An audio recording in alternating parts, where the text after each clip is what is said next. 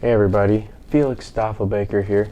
Wanted to do an EOS Blackboard discussions going over these top 10 cities and just what they really mean. So I just typed in the city name on Google and let's see what each one says, because I think this is pretty interesting. So let's see here. Lagos, it says, is the largest city in Nigeria, and then I'm just going to read the basic descriptions that Google gives for each of these cities because I thought it was really interesting. Lagos, Nigeria's largest city, sprawls inland from the Gulf of Guinea across Lagos Lagoon. Victoria Island is the financial center of the metropolis, known for its beach resorts, boutiques, nightlife. The North Lagos Island is home to National Museum Lagos, displaying cultural artifacts, craftworks. Nearby is Freedom Park, once a colonial era prison and now a major venue for concerts and public events. So that's the largest city in Nigeria, with basically all the top stuff going on. Then we have Port Harcourt in Nigeria. This Port Harcourt is the capital and largest city in the Rivers State, Nigeria. It's the fifth most populous city in Nigeria after Lagos, Kano, Ibadan, and Kaduna. It lies along the Bani River and located in the Niger Delta. And that one, it says, is actually coming from a Wikipedia entry. But the point is that this is in Nigeria, fifth largest, the capital city, and it has all the financial area. Now this one probably interested me the most, and it is the city of Abuja, where I have 1,686 views. There's been over 44 hours of Felix Staffelbaker watched in Abuja, Nigeria, which is the capital. It's the capital city of Nigeria in the middle of the country. Skyline of the city, which was built largely in the 1980s, is dominated by Aso Rock, an enormous monolith. It rises up behind the presidential complex, which houses the residence and offices of the Nigerian president in the Three Arms Zone on the eastern edge of the city. Nearby are the National Assembly and the Supreme Court of Nigeria.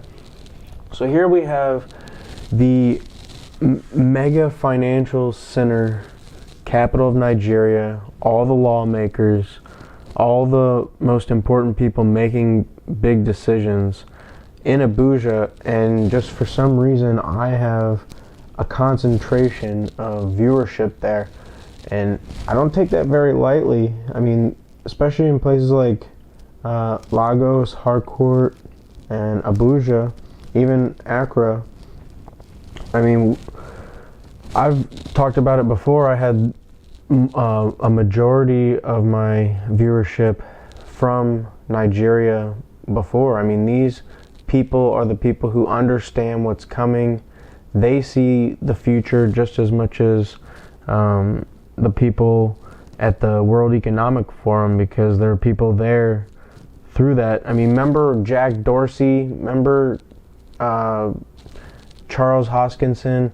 All these people over the past bear market, before Bitcoin's rise to 60,000, they all ran to Africa, and they were all saying Africa will be the central hub of the world for crypto. Africa is going to leapfrog everybody. Africa went from landlines, they're skipping regular internet, and now they're going totally wireless and just skipping ahead and becoming first world over places like the United States for sure. And you can only attribute that to the smartest people in the world understanding the smartest technologies in the world and the cutting edge. And basically you have to just understand that we're here pointing that out, and there are people taking notice. When you can look at analytics and see exactly where people are watching from, you can tell that, yeah, like we're having a real impact. It may not seem like it. I only get, at the most on an EOS video, a few hundred views, and there's only a couple of videos that have a few hundred views in the EOS category of mine. So you got to think, like, this is pretty impressive to me. Like, this is crazy. And also, something interesting about Abuja was that Bill Gates was giving a TED Talk during the pandemic about how he was warning about the pandemic, because he said he was going to manufacture one, and along with Johns Hopkins University doing the SPARS pandemic report, actuaried it all out, and they were actually very close in their numbers and how they predicted what would happen, when it would happen, and how to appropriately respond to what happened. So then he started making a thing in the TED Talk called germ teams, where just like fast response teams to outbreaks, and he specifically mentioned the city of Abuja, and so that just caught me like very off guard and surprised me that I have such a large viewership from my channel coming from that city specifically. So that was pretty wild. Then we have the city of Accra, which is the capital of Ghana. And Accra is the capital of Ghana on the Atlantic coast of West Africa. Kwame Nkrumah Memorial Park honors Ghana's first president who helped lead the country to independence. The park contains Nkrumah's mausoleum and the museum charting his life. Makola Market is the city's vast, colorful bazaar. Popular seafront spots, Labadi Beach and Cocobright Beach, offer golden sand and high-energy nightlife. So again, we have, for Africa, you have to think, having a big nightlife and all these colorful bazaars, these markets, all these mausoleums, different things. Like, this is not what people would expect when they think Africa. They think, what the History Channel tries to show you, or Discovery Channel is only what they want you to see. But Africa is leapfrogging the rest of the world in many ways, because they're building brand new, state-of-the-art tech cities with EOSIO already built into them.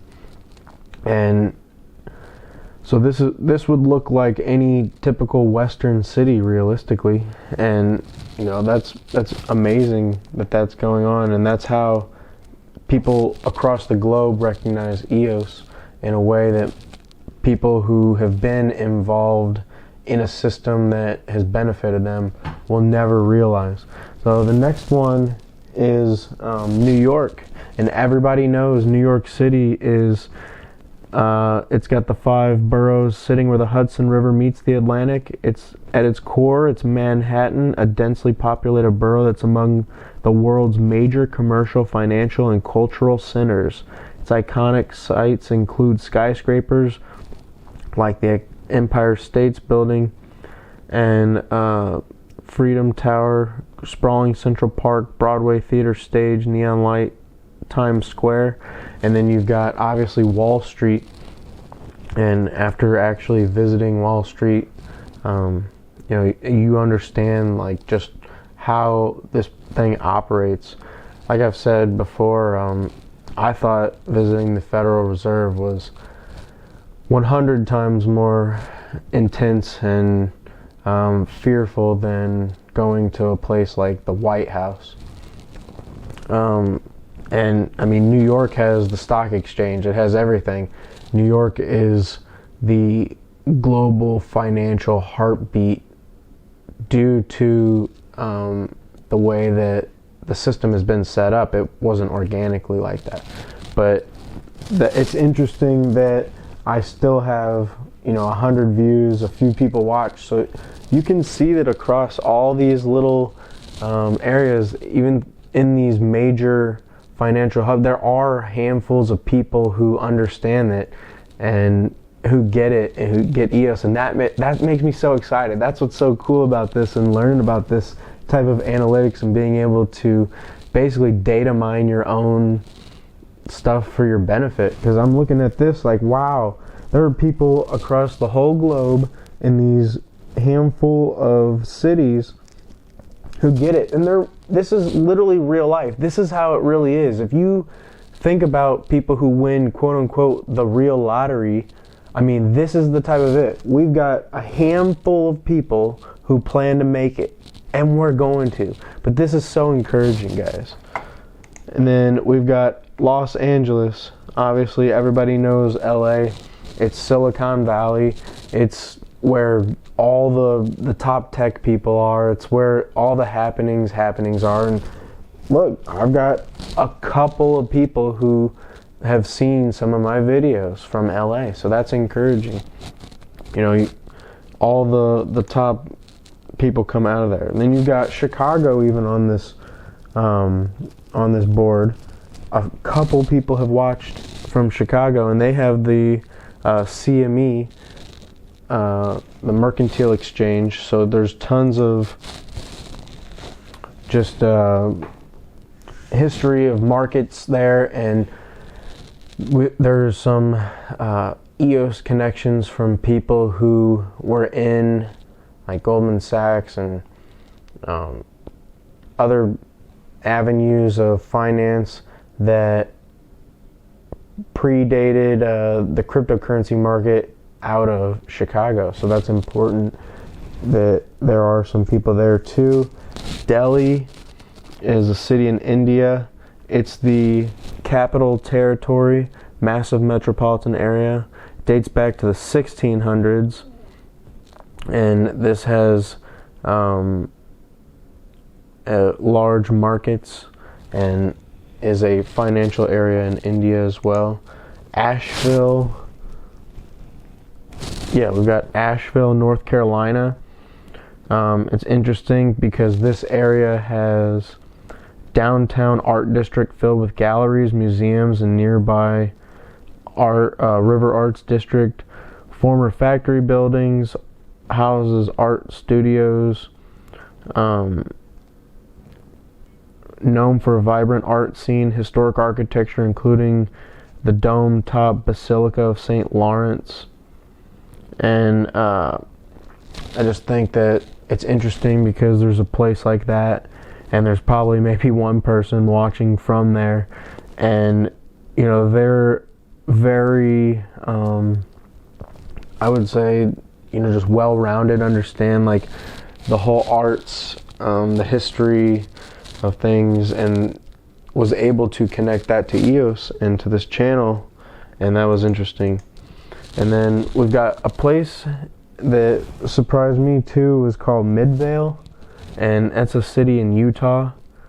It's part of Utah Metropolitan Statistical Area, and I thought that was super interesting because I even remember making a video where I probably tagged Utah and talked about how Block 1 could be a government, you know, they could do something like that out there or in Wyoming. And I just thought that was interesting that a city that's known for being a metropolitan statistical area was interested in a technology like EOS. So that was encouraging also. And then there's a place in India called Kolkata. It's the capital of India's West Bengal state, and it is also known for grand colonial architecture, art galleries, cultural festivals, home to Mother House, which is the headquarters for Missionaries of Charity, founded by Mother Teresa, and her tomb is there. We've literally got a follower and a viewer who watches from the home of Mother Teresa. That is just pretty mind-blowing, of all places in the world. And then there's Houston, of course, where we've got the Space Center Houston, the Coastal Visitor Center at NASA's Astronaut Training and Flight Control Complex. And, you know, it's got a ton of downtown high-tech stuff, but we've made videos talking about SpaceX being a block producer on EOS, Elon, and his ventures and things like that. So that makes perfect sense in how they would be looking at something like that. And then, of course, we've got Dallas last. And Dallas is a commercial and central hub in the region. And then it also has the Dallas Museum of Art and Crow Collection of Asian Art cover thousands of years of art. So you see, like, these people who understand history, real history, have seen like the actual physical artifacts of history, understand the way that humanity has engaged over time, and understands where we're going, and understands that there's technologies that can take us there, and recognize that it's EOS, and recognize that it's coming from this channel, and we're just covering it, saying it how it is. And we've got people on these major places recognizing that. So I just want to put that out there and encourage people to understand, like, this really is like what's going on. We really are saying it how it is, and it's mind-blowing that, you know, not enough people are looking into it, but the fact that these are real numbers tells me that, you know, there are people who understand. So that's cool. So I'll put that out there. Stoffel Baker out.